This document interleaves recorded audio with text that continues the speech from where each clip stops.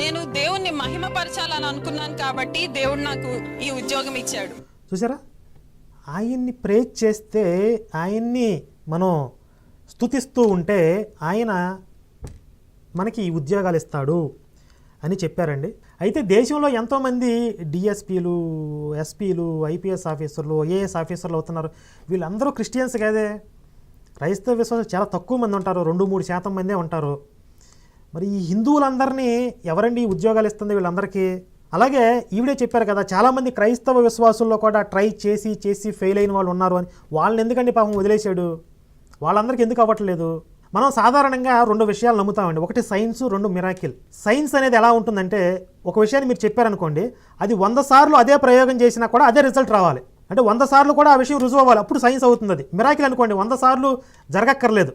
ఇంతకుముందు చెప్పే కదా, బిల్డింగ్ పైనుంచి కింద దూకితే దెబ్బలు తగలకూడదు, నడుచుకుంటూ వచ్చి, అది మిరాకిల్. చచ్చిపోయాడని చెప్పి డాక్టర్ సర్టిఫికేట్ ఉన్నవాడు ప్రేయర్ చేస్తే తిరిగి లేచాడు, అది మిరాకిల్. అది ప్రతి చోట జరగక్కర్లా, ఎక్కడన్నా ఒక చోట జరిగినా మిరాకిలే నమ్ముతారు. ఈవిడ చెప్పింది సైన్సా మిరాకిలా?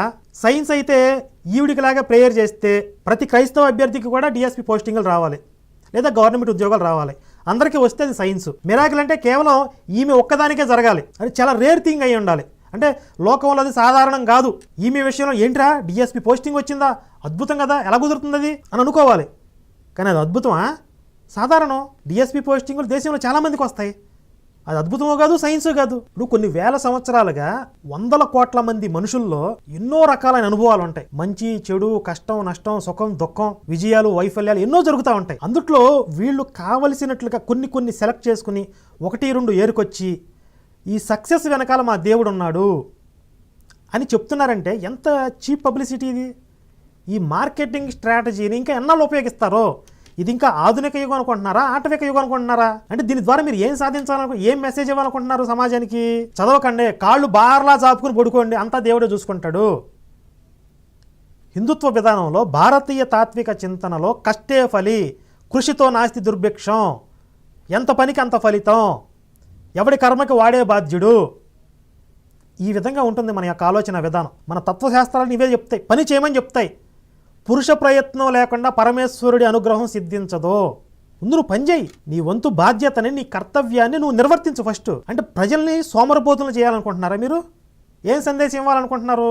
అసలు ఒక పోలీస్ ఆఫీసరు ఇలా పబ్లిక్గా ఈ విధంగా రిలీజియస్గా మాట్లాడొచ్చా? దానివల్ల ఎలాంటి నెగిటివ్ ఫలితాలు ఉండవా సమాజంలో? మేము కొంతమంది పోలీస్ ఆఫీసర్లతో, హిందూ పోలీస్ ఆఫీసర్లతో మాట్లాడేటప్పుడు మాకు కూడా చాలా ఆవేదన ఉంటుంది, బాధ ఉంటుంది. ఈ జరుగుతున్నటువంటి దాడుల పట్ల మాకు కూడా మాట్లాడాలని ఉంటుంది ధర్మం గురించి. కానీ మేము ఉన్న స్థానాన్ని బట్టి మేము ఓపెన్ అవ్వకూడదు, మాట్లాడకూడదు, అది నైతికంగా కరెక్ట్ కాదు అని చెప్పి వాళ్ళు చెప్పడం నేను విన్నా. మరి ఇది కేవలం హిందూ ఆఫీసర్లకి మాత్రమే ఇది వర్తిస్తుందా? క్రైస్తవ ఆఫీసర్లకు వర్తించదా? ఇది రాజ్యాంగ ప్రకారం తప్పు కానప్పుడు, ఆవిడ మాట్లాడింది కరెక్ట్ అయినప్పుడు హిందూ ఆఫీసర్లు కూడా మాట్లాడండి. మేము హిందువులమే, హిందూ ధర్మం పట్ల చాలా అభిమానంతో ఉంటాము, హిందూ ధర్మాన్ని మేము పరిరక్షిస్తాము, ప్రచారం చేస్తామని చెప్పి హిందూ ఆఫీసర్లు కూడా వచ్చి మాట్లాడండి అయ్యా. లేదా ఈమె చేసిన తప్పని ఒప్పించండి ఆమెతో. అట్లా కుదరదు. 90% మంది అసలు హిందుత్వం అదేంటి, ఎక్కడుంది అది అన్నట్లుగా ఉంటారు. ఉన్న 5-10% మంది బయటకు వచ్చి మాట్లాడరు. పైగా హిందూ కార్యకర్తలను ఇబ్బందులు పెట్టడానికి వీళ్ళే ముందుంటారండి, సెక్యులరిజం పేరుతో. అదో గొప్ప అనుకుంటారు వీళ్ళు. ఒక ప్రవీణ్ కుమార్ ఐపీఎస్ ఆఫీసర్ ఉంటే ఎంత విధ్వంసం చేశాడండి. ఒక 10 ఏళ్ల కాలంలో కొన్ని వేల మంది విద్యార్థుల్లో విషయం నింపాడు హిందుత్వం పట్ల. అంటే వాళ్ళకి గనక అవకాశాలు వస్తే మ్యాక్సిమం దాన్ని యూజ్ చేసుకుంటారు, బహిరంగంగా మాట్లాడతారు, జంకు బొంకు ఉండదు. ఒక డిఎస్పీ పోస్టింగ్ రావడం ఇంత పెద్ద అద్భుతం, మిరాకిల్ అయితే ఒక సీఎం అవడం, ఒక పీఎం అవడం, నరేంద్ర మోదీ గారు పీఎం చేసింది ఎవరు, ఏ దేవుడు?